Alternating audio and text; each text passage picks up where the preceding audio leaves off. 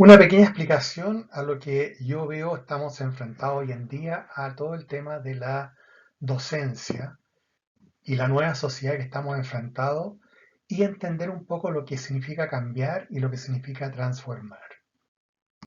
Cuando aparece la pandemia, nosotros, los docentes a cargo de alumnos, de colegios, de clases, en fin, nos vimos frente a una situación que nunca, ni en la peor pesadilla, pensamos que podía pasar. Pues de la noche a la mañana tuvimos que cambiar totalmente nuestro esquema de trabajo normal. Eso que estamos haciendo hoy día sabíamos hace mucho tiempo atrás que venía y con fuerza. Y tal vez yo pensaba que era más temprano que tarde, pero cuando hablaba con mis colegas, ellos estaban convencidos de que la cosa presencial, la clase presencial era mucho más importante que la clase virtual. Y si ustedes se fijan, en mi caso, yo me vi durante 3 años que duró el periodo que estuve haciendo clases, me vi que estaba pasando siempre lo mismo. El jefe del departamento de matemáticas, año tras año, me decía que para empezar la clase del tercero medio tenía que pasarles números, raíces y logaritmos y ecuaciones cuadráticas, para empezar. Y los 3 años estuve haciendo lo mismo. Y eso fue exactamente lo mismo que yo tuve cuando yo hice clases en el colegio hace como 60 años atrás o 55 años atrás, pasábamos lo mismo. Y si ustedes ven lo que hay en la imagen, está aquí representada, ¿no es cierto?, una sala de clase de 100 años atrás y la sala de clase actual. ¿Y qué ha cambiado? Bueno, estamos usando un pizarrón un poco distinto, un pizarrón blanco, ahora son unos plumones con tinta, ¿no es cierto?, que son más limpios que la tiza. Los bancos cambiaron también. En algunos casos están poniendo una retroproyectora aquí arriba, ¿no es cierto?, con una pantalla que podemos, ¿no es cierto?, poner alguna presentación o algo. Pero fuera de eso no era mucho más lo que se podía hacer. Eh, Cuando hablaban los profesores de lo que se podría hacer con las clases virtuales, lo que se podría hacer con la tecnología, ellos siempre me insistían, no, Manuel, esa cuestión da para mucho tiempo, faltan como 100 años para que logremos hacer algo con la tecnología. Y cuando hablaba con ellos, yo no sé si en qué pensaban ellos, en qué estaban, pero en realidad estaban cómodos como estaban y el ser humano en realidad le cuesta el cambio.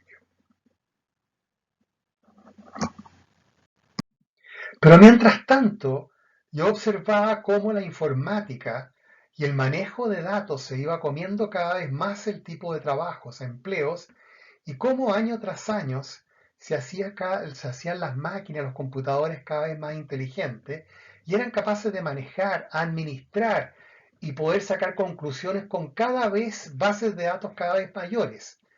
Así aparecieron en el medio términos nuevos que se los voy a decir en inglés porque en castellano no entenderíamos nada.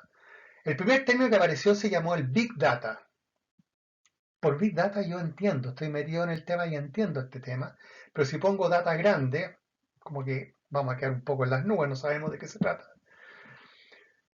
Y aparecieron otros términos como la inteligencia artificial, es decir, no la inteligencia del cerebro humano, sino que la inteligencia que le ponemos a las máquinas cuando las cargamos con un algoritmo para que la máquina haga algo que normalmente hacía el hombre antes. Por ejemplo, la operadora automática. Cuando llegaba una llamada telefónica, la atendía una persona. Bueno, ahora pusimos una máquina que cuando detecta una llamada, levanta el teléfono y dice gracias por llamar a tal empresa, si conoce el número, y bla, bla, bla, que ustedes conocen todo ese tema. Y ahora último apareció una última cuestión que se llama el machine learning. Es decir, que ahora las máquinas tienen capacidad para aprender. O sea, en la medida que va haciendo sus algoritmos, están recorriendo lo que tienen que hacer, al mismo tiempo van aprendiendo situaciones y van tomando decisiones. Y eso es algo nuevo y que está aumentando cada vez más. Los colegios en que estuve se preocuparon en alguna medida de la tecnología. Ahora, por preocuparse, se entiende que ellos lo que hicieron fue algo que hicieron muchos colegios que no tenían muchos recursos, ni mucho menos, pusieron en las salas de clase monitores, unos monitores en la sala de clase, unos de 43 a 55 pulgadas, Con lo cual los profesores ahora teníamos la posibilidad, ¿no es cierto?, de poder hacer presentaciones en PowerPoint o podríamos mostrar a los alumnos lo que estamos viendo en nuestro notebook, podíamos trasladarlo a la pantalla y poder hacer algunas cosas, pero en realidad era bastante limitado y en general era hacer lo mismo con una cosa que estaba mostrando una imagen, digamos, adicional con un monitor. Pero en el fondo todo seguía igual y era muy cómodo. Pero como vemos aquí, ¿no es cierto? Los colegios instalaron redes de Wi-Fi. Teníamos internet inalámbrica, qué sé yo. Los profesores tenían la posibilidad de poder mostrar sus notas musicales aquí, qué sé yo, o podían mostrar cosas, canciones, música, lo que sea, o PowerPoint a los alumnos y le hacía más fácil la clase. No tenían que ir con un papelito, sino que leían en la tabla, en el PowerPoint, leían lo que iban a presentar y lo explicaban a los alumnos tomaban nota de todo esto. Y también nos encontramos con que los alumnos en general todos tenían y contaban con los teléfonos celulares. Muchos colegios optaron por prohibir el uso de teléfonos celulares, pero en realidad esto nunca funcionó. Yo tuve un colegio en el cual en una sola clase tuve que requisar 6 o 7 teléfonos, perdón, eran 14 teléfonos celulares requisé en una clase que tenía 45 alumnos. Ahora, las redes de Wi-Fi que tenían los colegios son bastante limitadas porque como estaban haciendo clases presenciales, no requerían de una mayor cantidad de ancho de banda o algo. Y cuando yo medí los anchos de bandas que tenía, me encontraba con que tenían, qué sé yo, unos 60 megas de bajada y 30 o 40 de subida, y no era mucho más que eso. Los alumnos de media contaban con celulares tipo smartphone. Algunos antiguos, sin embargo, se manejaban bastante bien con esto y sabían cómo utilizar redes sociales y el manejo que tenían estos alumnos de las redes sociales era impresionante. Se conocían las redes, pero el Facebook, el LinkedIn, el TikTok, todas estas cosas se las conocían al dedillo y hacían muchas cosas bien interesantes con esto.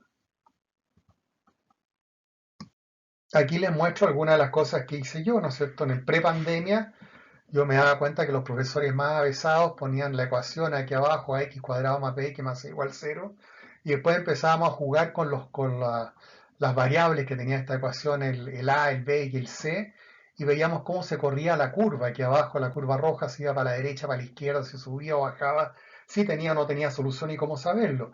Y para eso habían varias aplicaciones que yo utilicé en los cursos, que era el GeoGebra, por ejemplo, y varias otras, que me permitían un poco mostrarle a los alumnos lo que yo decía, el show de las curvas danzantes, en fin, y poder explicarle un poco más cómo se veía una curva moviéndose de un lado para otro, pero en el fondo, lo que antes uno veía en forma estática, ahora lo podía ver en una forma más dinámica.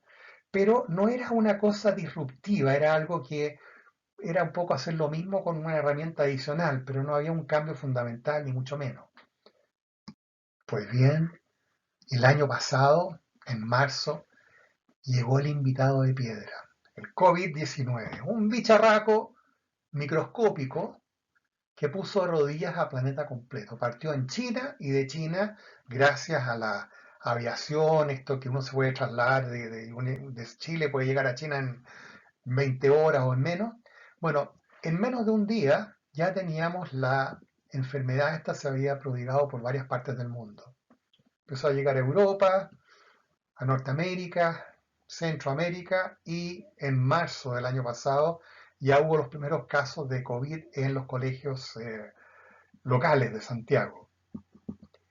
Entonces, cuando nos llega esto, nos encontramos con que de un día para otro se nos acabaron los cursos virtuales. Se acabó todo esto, perdón, se nos acabaron los cursos presenciales. Ya no podíamos hacer clases presenciales y tuvimos que empezar a reinventarnos y nos dieron las vacaciones de invierno adelantadas para que tuviéramos 2 semanas para prepararnos para el nuevo esquema. Y fue una locura, porque nadie entendía nada. Y empezamos a analizar recién ahí en forma seria lo que las tecnologías nos pudieran, en qué nos podrían ayudar las tecnologías para salir un poco adelante en todo este lío que teníamos en ese momento. Muchos profesores no tenían experiencia ni siquiera cómo tenían los dedos crespos para el teclado, no sabían teclear bien, en fin, tenían una serie de problemas y aquí no había excusa. O tú hacías clases virtuales o simplemente renunciabas o te ibas porque no había alternativa alguna. Y aquí viene la pregunta de fondo que yo les hice o lo que traté de hacerles siempre, que es, ¿nos cambiamos o nos transformamos.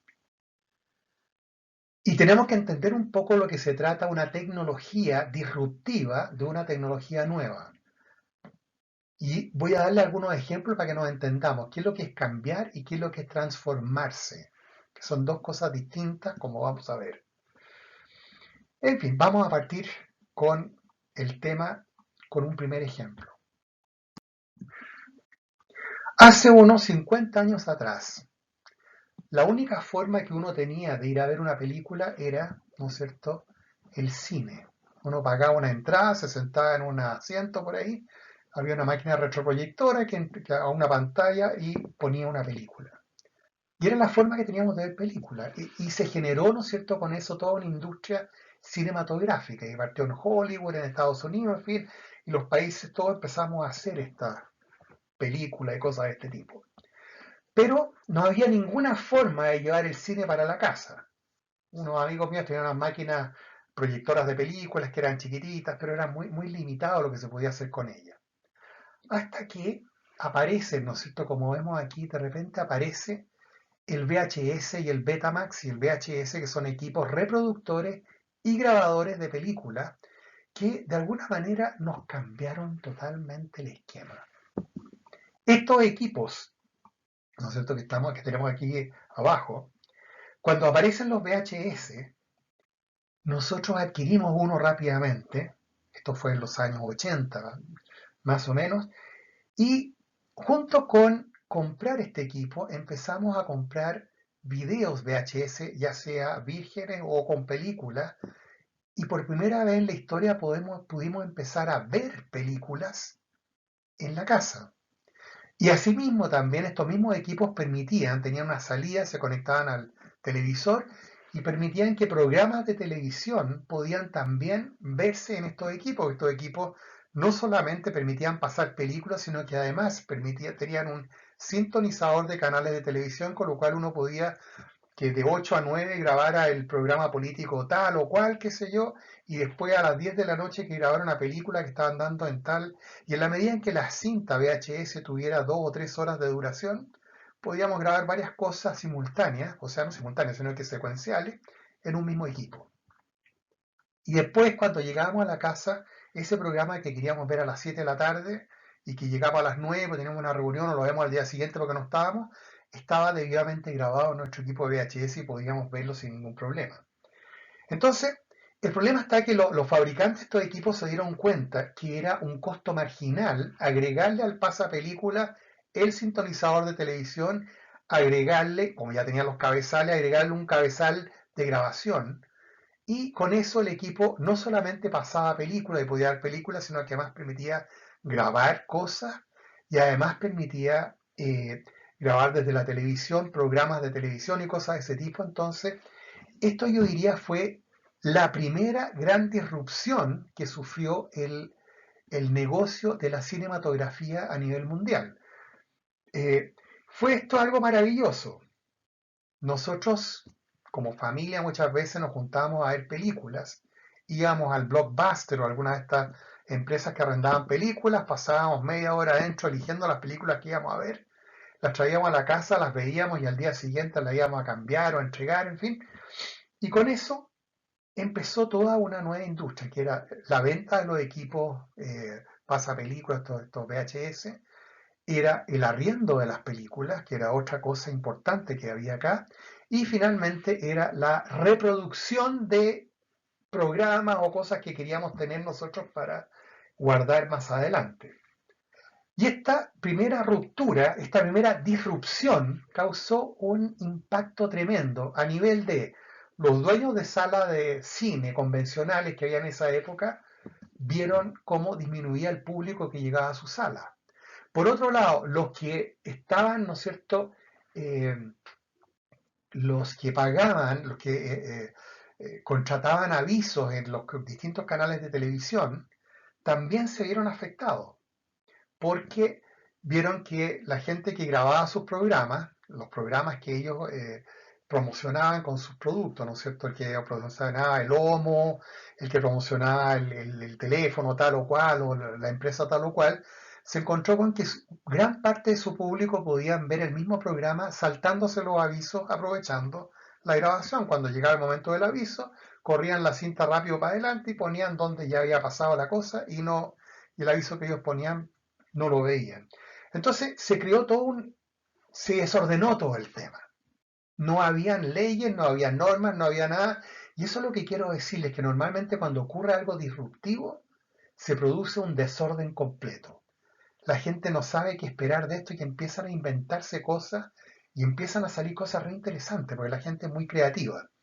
Entonces, fue necesario entonces regular este mercado. Se homologaron los equipos, se vio qué se podía arrendar y qué no, qué tipo de películas se podían arrendar, cuáles no, qué tipo... En fin, empezaron una serie de restricciones. Incluso en Estados Unidos hubo videos que no se podían ver en Chile o DVDs que no se podían ver en Chile, se podían ver en otros países. En fin, empezó todo un cuento para regular este mercado que estaba totalmente desregulado. Y eso es lo que pasa siempre cuando hay algo disruptivo, pasa esto mismo. Empieza a quedar la pelota, ¿no es cierto? Empiezan a enredarse las cosas y es necesario empezar a regular la cuestión para ordenarlo.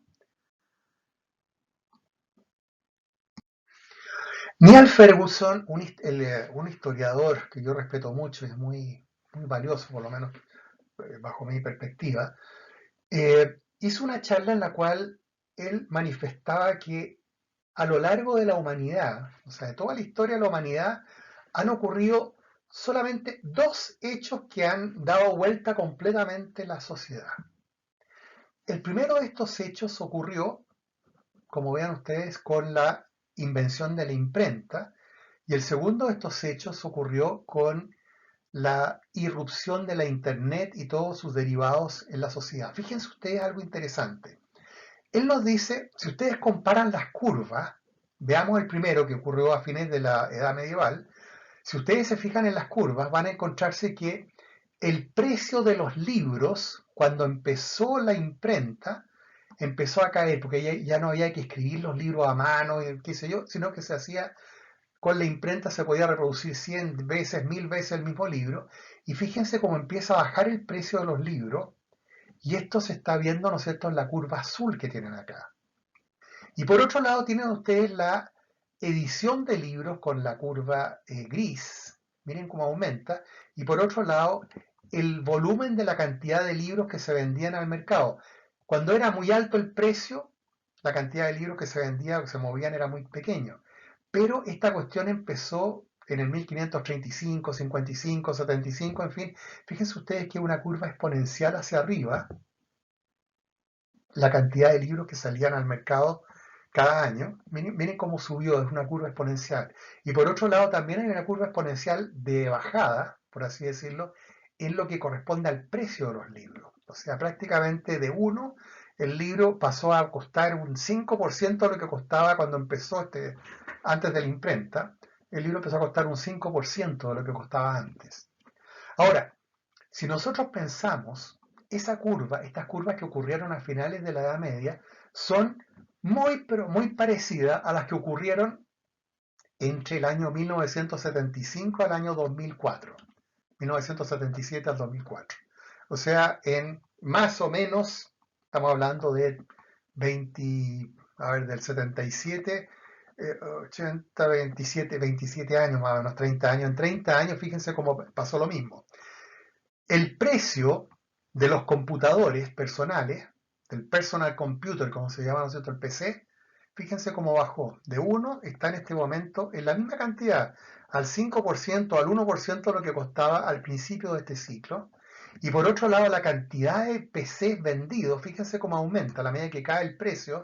Aquí estamos hablando de millones de dólares, por lo tanto la curva ascendente también le costó agarrar vuelo, pero finalmente llegó un punto en que esta curva empezó a agarrar vuelo para arriba y ya teníamos, ¿no es cierto?, una cantidad impresionante. O sea, las ventas de computadores aumentó al cielo. ¿Qué es lo que nos está diciendo esto? ¿Cuál es la diferencia? Las curvas son iguales, prácticamente son muy parecidas a lo que ocurrió en la Edad Media, a lo que ocurrió ahora, es casi lo mismo. Pero la única diferencia es el tiempo que tomó la masificación de los libros versus el tiempo que tomó la masificación de los computadores. El tiempo que tomó bajar el precio de los libros versus el tiempo que tomó bajar el precio de los computadores.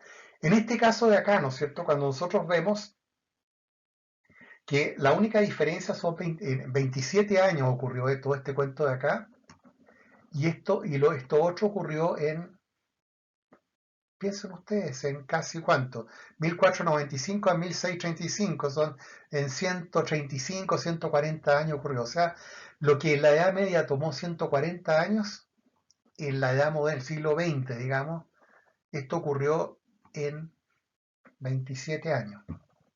O sea, estamos hablando de, nos demoramos, las cosas están pasando hoy día 10 veces más rápido de lo que pasaba a finales de la Edad Media.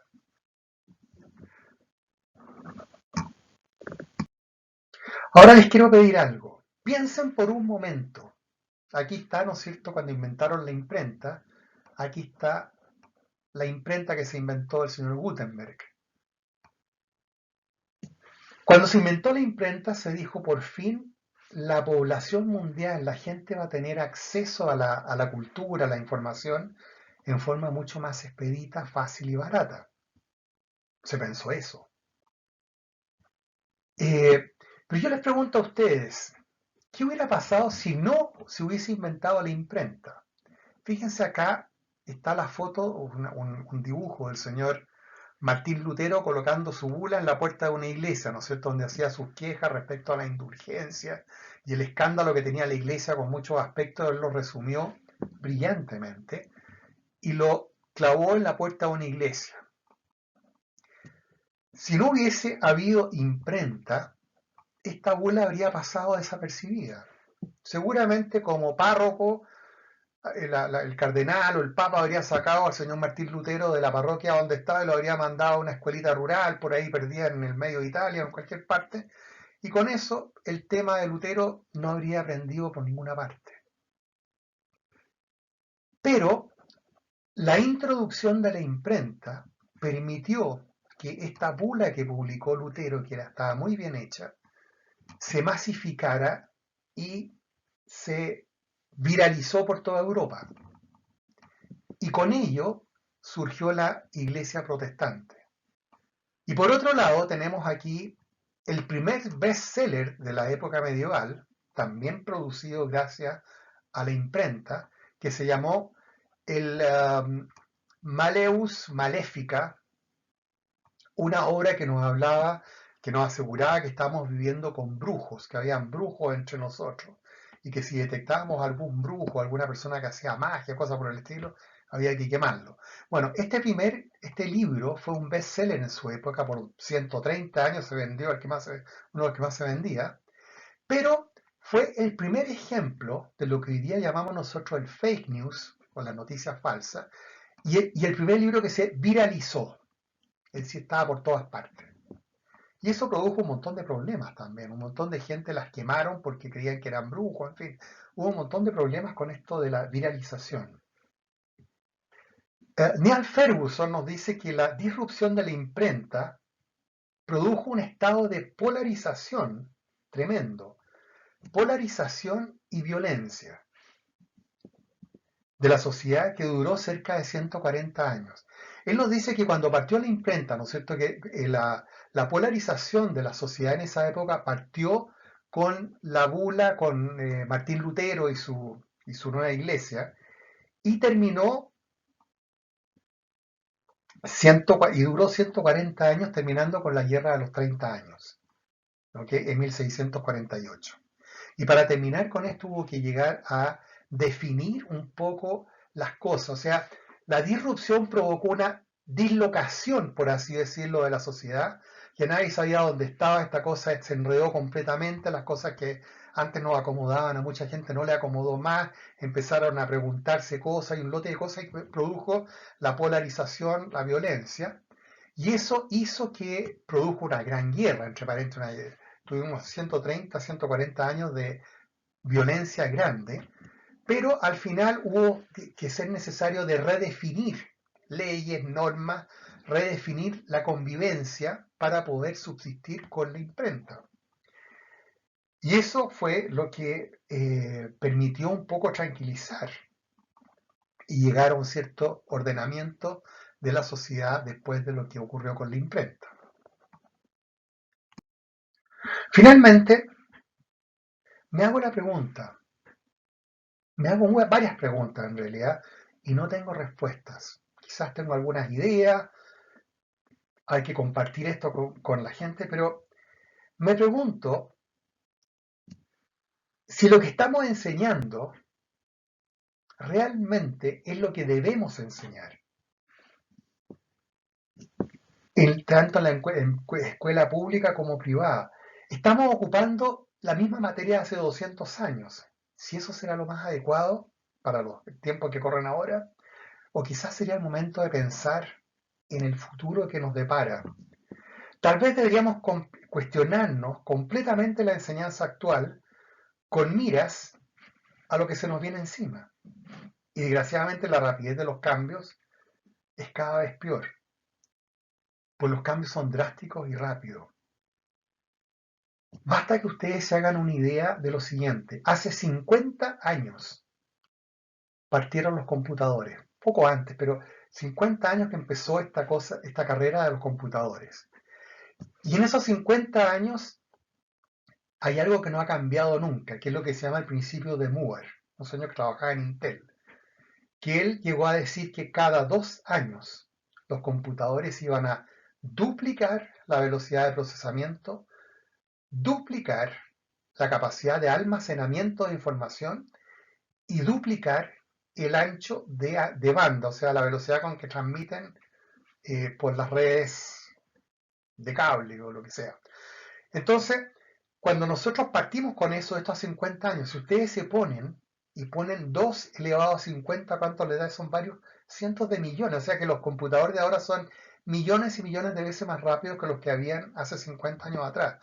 Y ese principio se ha mantenido. Eso significa que de aquí a 2 años los computadores van a ser el doble de poderosos de lo que son hoy día. Y lo peor del caso es que hoy día son tremendamente poderosos. Están pudiendo manejar Big Data, Machine Learning y inteligencia artificial. Y la inteligencia artificial acompañada del Machine Learning es cada vez más inteligente y va a implicar serias transformaciones, porque es una tecnología disruptiva total, va a implicar serias transformaciones a nivel de las carreras que ustedes no se imaginan, entre las cuales está la nuestra. La docencia a raíz del Machine Learning, de la inteligencia artificial y de todo esto que estamos viendo, va a producir un cambio, una transformación total. Nosotros estamos hoy día en el desorden, como decía cuando apareció la imprenta, se produjo un desorden, ¿no es cierto? Nosotros vamos a vivir un desorden tremendo. Vamos a vivir una polarización también tremenda, en que gente que opina de una manera, otros que opinan de otra, nos vamos a agarrar de las mechas, no vamos a entender para dónde va esta cuestión. Y finalmente yo espero, porque ahora acuérdense ustedes que lo que a los medievales le tomó 130 años, 140 años, a nosotros nos va a tomar 10 años nomás, o 13 años. Es como nosotros andamos 10 veces más rápido. Ahora, en 2 años más quizás andamos 20 veces más rápido, no tengo idea. Pero lo que les quiero decir es que en el fondo, yo espero que no nos demoremos 130 años, sino que nos va a demorar 8, 7, 6 años. Pero eso significa que estamos encima de esto. Y yo quiero decirle finalmente que yo como docente muchas veces me he sentido como un ex empleado de Kodak cesante, porque Kodak quebró. Y fíjense ustedes que Kodak quebró porque no fue capaz de entender lo que estaba pasando y ellos mismos fueron los que inventaron su propio veneno. Kodak tenía un slogan de empresa que decía, usted apriete el botón y nosotros hacemos el resto. ¿Qué es lo que era el resto? Usted llevaba el rollito de fotos, nosotros lo llevaba a un laboratorio, en el laboratorio revelaban el rollo, lo pasaban por una ampliadora, la ampliadora imprimía ese rollo negativo, lo imprimía en un papel en positivo y le entregaba a usted las fotos y todo ese trabajo que hacía Kodak, los elementos, los papeles fotográficos, los ácidos, los líquidos y todo ese cuento, ese era el negocio de Kodak. Y cuando Steve Sasson, un empleado de Kodak, fue y les presentó a Kodak lo que él creía que podía hacer esto, y las consecuencias que podría tener el, el invento que él había hecho, que era una cámara digital, Kodak no se interesó. Ellos pensaban que el rollo jamás iba a poder compararse con una de estas fotos digitales. Bueno, cuento corto, quebraron. Ahora, también pienso yo un poco qué es lo que dijo Aristóteles. Yo creo que Aristóteles jamás pensó que se podía llegar de Grecia a Roma en 20 minutos. Para él era imposible. Shakespeare quizás nunca pensó que podía llegar de Inglaterra a Norteamérica en 3 horas y media, que es lo que se demora el Concorde. Jamás él dijo que eso era imposible. ¿Cómo podía viajar 6.000, 7.000 kilómetros en 3 horas? Imposible. Bueno, acuérdense que la palabra imposible con la tecnología ha perdido mucho sentido. Ya no existe. Yo no sé lo que es imposible. Quiera Dios que seamos capaces de unirnos, tanto docentes de uno y otro lado. Uno puede pensar de una manera, otro de otra, y que los opositores, como diría el profesor Maturana, ¿no es cierto?, no sean más opositores, sino que sean colaboradores, y que todos colaboremos en definir un nuevo esquema de docencia que sea adecuado para los alumnos del siglo XXI. Muchas gracias por su paciencia y bueno, ese es mi podcast.